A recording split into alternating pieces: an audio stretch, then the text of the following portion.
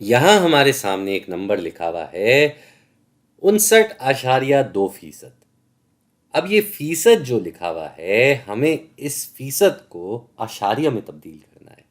تو اعشاریہ میں تبدیل کرنے کا کیا مطلب ہے؟ وہ یہ کہ ہم اس کو ابھی فیصد میں دیکھ رہے ہیں، اور فیصد کا مطلب ہوتا ہے بٹا 100 کی مقدار۔ جی، یعنی کہ یہ جو نمبر ہے 59.2، یہ دراصل 59.2 بٹا 100 کے برابر ہے۔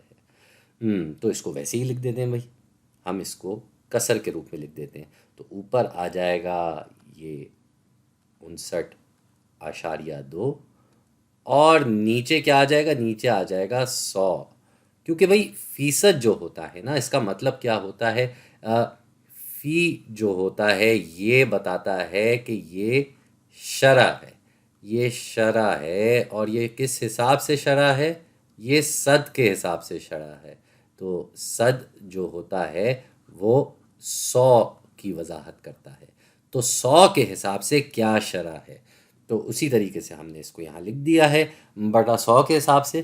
تو یہ جو کسر ہے بٹا 100، اس کا کیا مطلب ہے؟ اس کا مطلب ہے کہ ہم اسے 100 سے تقسیم کر رہے ہیں۔ جی، یعنی کہ اس کو 100 سے تقسیم کرنے کا کیا مطلب ہے کہ ہمیں یہ اعشاریہ کا نشان جو ہے یہ تھوڑا آگے کرنا ہوگا یا پیچھے کرنا ہوگا؟ بھائی صاف سی بات ہے، جب ہم 100 سے ضرب کر رہے ہوتے ہیں تو یہ اعشاریہ کا نشان دائیں جانب جاتا ہے 2 جگہ آگے، اور اگر ہم اس کو 100 سے تقسیم کریں گے تو اس کا الٹ ہوگا، کیونکہ تقسیم ضرب کا الٹ ہوتا ہے، یعنی کہ اعشاریہ 2 جگہ پیچھے بائیں جانب چلا جائے گا۔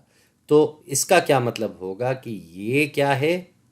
یہ بٹا 100 سے تقسیم کرنے کا مطلب ہوا کہ یہ ہو جائے گا 0.59 اور 2۔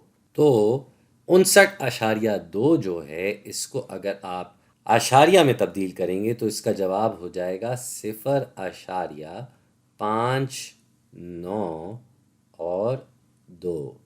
یہ ہو جائے گا ہمارا فائنل جواب۔